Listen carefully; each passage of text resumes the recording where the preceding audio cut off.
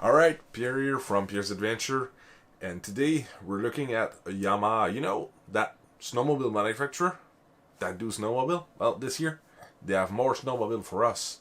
So let's see what they got and what we feel about it. So stay tuned.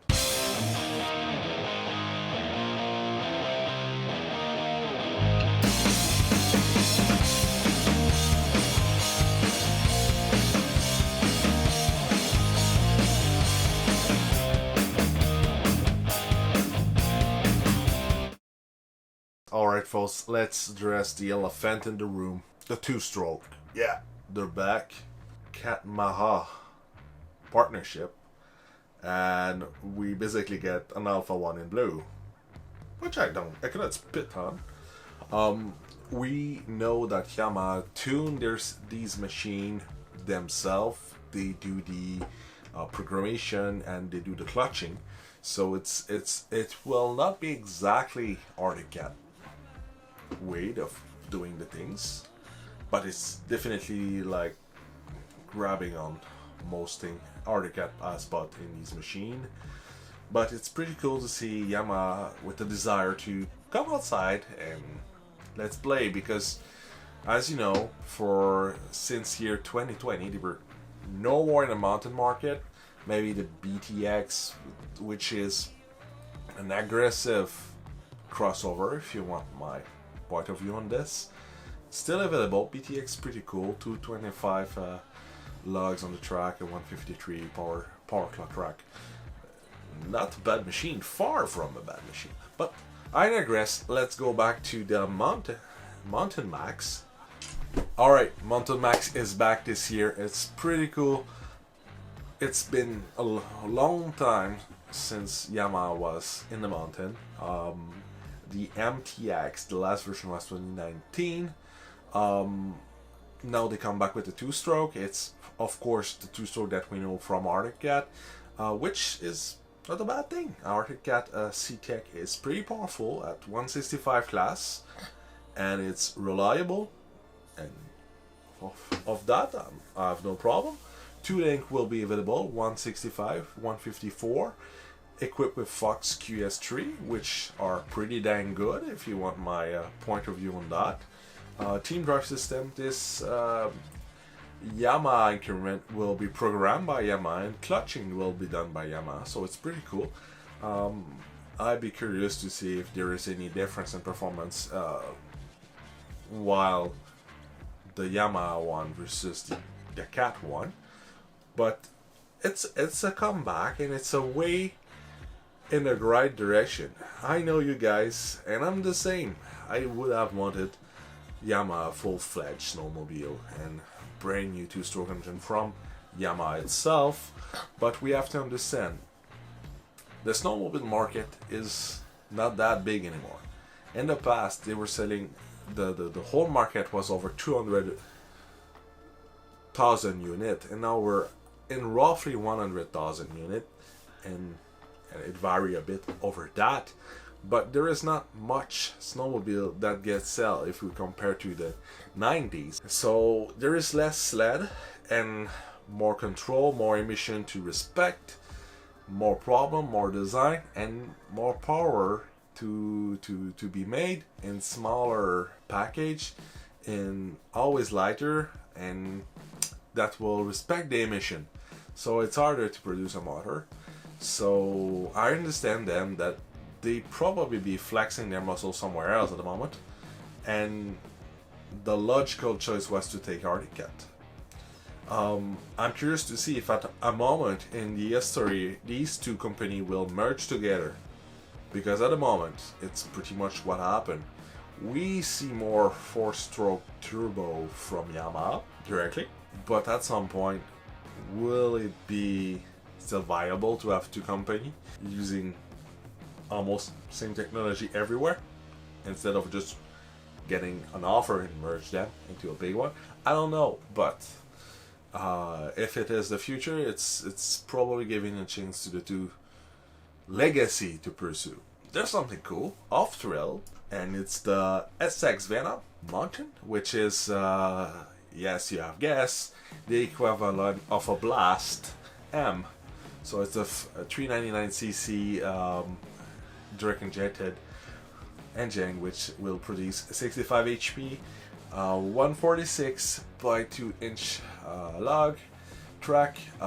Basically, that's the Blast, and they are pretty cool. The pricing is adequate. They will be likely fitting a hole in the market, as the Blast were, and now it comes to your dealer. I know some very good Yamaha dealer.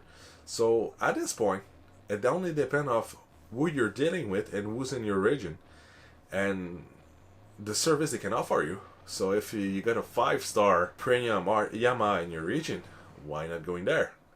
And if you got a very good RT-Cat dealer and not so good Yamaha dealer, then you know where to go. So basically, it's all about the offer and what they are willing to do to sell you the thing. And I'm perfectly fine with that. So yeah, it's pretty cool to see the SX Venom mountain, and there's also Venom for the trail. We'll talk about it a bit later.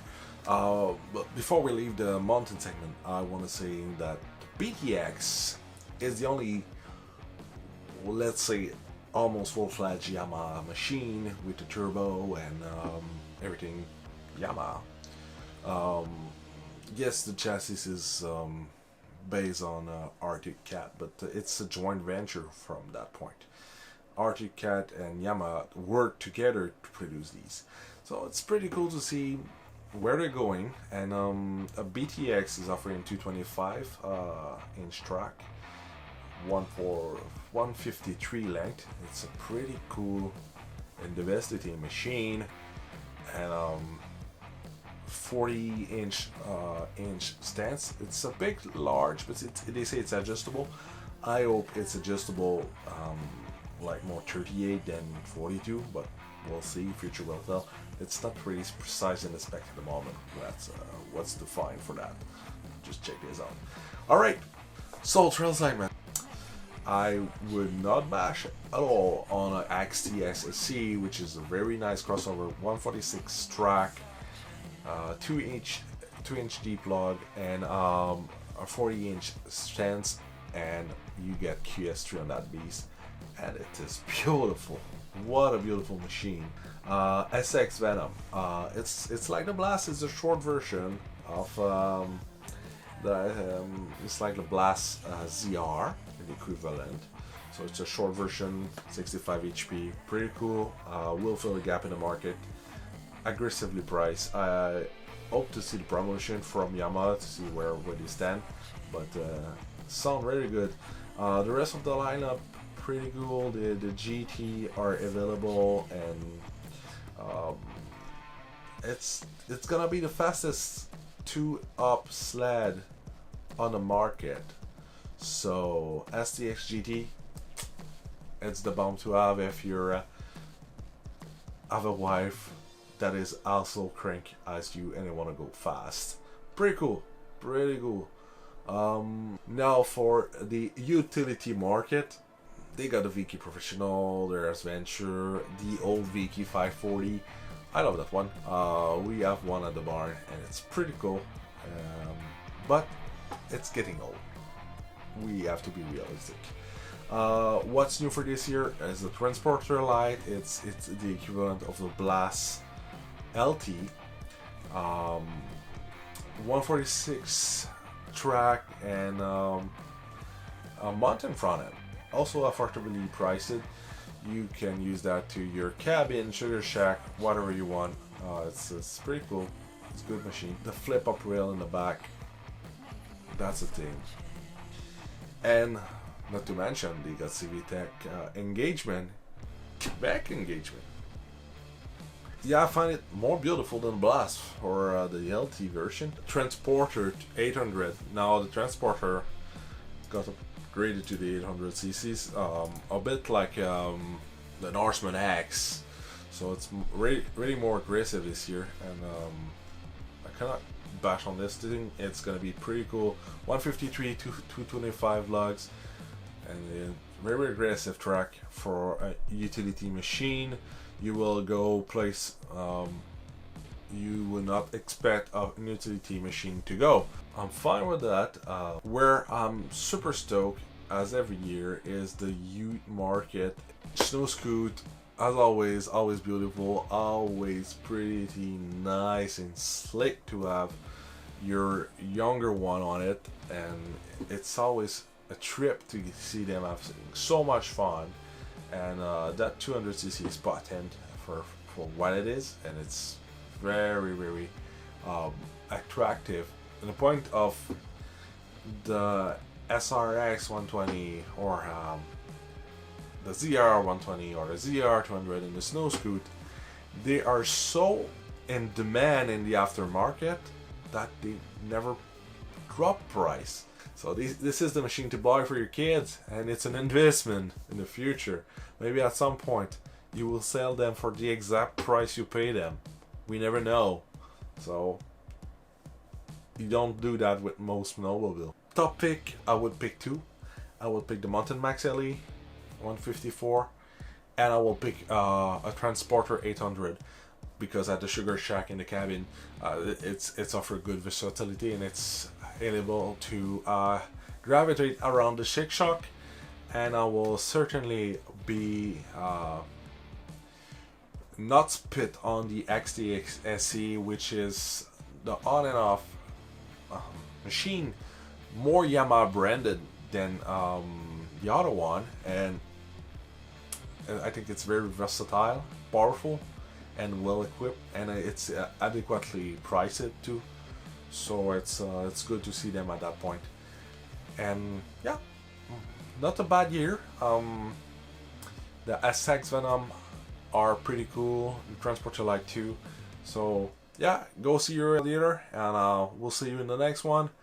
As you know, I still hope that Yamaha will come back with a full-fledged motor of their own, and or something different, but we'll see. Future will tell.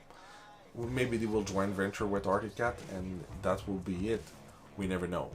Alright, that's Pierre from Pierre's Adventure, and we'll see you in the next one. If you're interested about snowmobile, I'm writer for sledmagazine.com, and there's gonna be a bunch of articles about the brand new 2021 fleet, and you can read me there. So hang on, link in the description. Take a look, and we'll see you there. Bye for now.